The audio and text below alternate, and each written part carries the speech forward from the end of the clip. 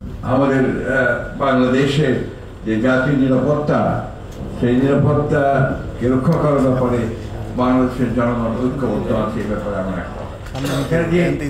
বলা হয়েছে যে অনেকেই বলতে চেষ্টা করেছেন যে জনগণের মধ্যে আপনার কিছুটা বিভেদ আছে, বিভাজন আছে। জনগণের মধ্যে নেই। আমার মনে হয় রাজনৈতিক দলগুলোর মধ্যে মত ও পথ নিয়ে কিছুটা মত পার্থক্য থাকতেই পারে, যেটাই স্বাভাবিক। বাংলাদেশের মানুষ সবসময় কিন্তু আপনার ঐক্যবদ্ধ থেকেছে প্রয়োজনের সময়। প্রতিটি ক্রান্তিকালে, প্রতিটি সংকটে বাংলাদেশের মানুষ ঐক্যবদ্ধ হয়ে তারা বাংলাদেশের নিরাপত্তা রক্ষা করেছে, বাংলাদেশকে রক্ষা করেছে। আপনারা সেই তিতুমিরের সময় থেকে শুরু করেন একেবারে 24 পর্যন্ত আসেন, প্রতিটি সময় বাংলাদেশের মানুষ রুখে দাঁড়িয়েছে, ঐক্যবদ্ধ হয়ে দাঁড়িয়েছে তাদের প্রত্যেকটি জাতীয় স্বার্থ রক্ষা করার জন্য।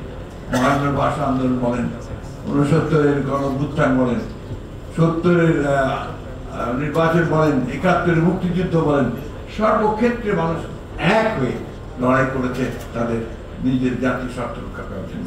সুতরাং আমি এটাকে মনে করি যে এটা আমাদের কাছে ঠিক একটা বড় সমস্যা বলে আমি মনে করি না। বাংলাদেশের মানুষ ঐতিহাসিকভাবে তারা ঐক্যবদ্ধ থাকে তাদের প্রয়োজনের সময়। মূল ব্যাপারটা হচ্ছে যে আসলে জনগণকে আপনাকে ক্ষমতায়িত করতে হবে, জনগণের সার্বভৌমত্বকে নিশ্চিত করতে হবে। যদি আমরা সেটা করতে পারি তাহলে আমাদের জাতীয় নিরাপত্তাও নিশ্চিত হবে, আমাদের অন্যান্য বিষয়গুলো অত্যন্ত সহজ হবে।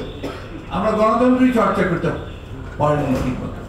আমরা গণতন্ত্রকে চর্চা করতে গিয়ে প্রতি পদে পদে বাধা পেয়েছি। সেই জায়গায় আজকে আমাদেরকে একমত হতে হবে। আমার ধারণা যে আমরা সবাই ব্যাপারে একমত হয়েছি এবং অনেকে নেতিবাচক কথা বলছেন, আমি কিন্তু খুব ইতিবাচক দেখতে পাচ্ছি সামনে। বাংলাদেশের মানুষ তর্ক করছে, বিতর্ক করছে, আলোচনা করছে, তার মধ্যে দিয়ে কিন্তু তারা একটা জায়গায় এসে পৌঁছচ্ছে।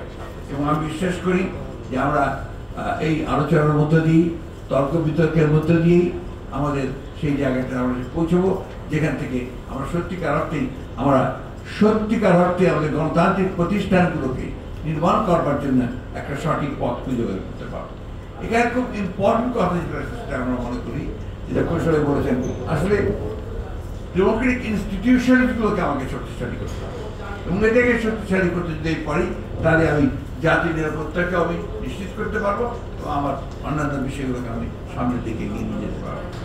আমি সেই কারণেই বক্তব্য দীর্ঘ না করে শুধু এটুকুই বলতে চাই যে আসুন আজকে কোনো নেতিবাচক চিন্তা না করে আমরা সবাই একমত হয়ে এই যে সামনে যে সময়টুকু খুব দ্রুত আমরা গণতান্ত্রিক ব্যবস্থার মধ্যে যেতে চাই, সেখানে আমরা দ্রুত যেতে পারি, তার জন্য আমরা সবাই যেন কাজ করি।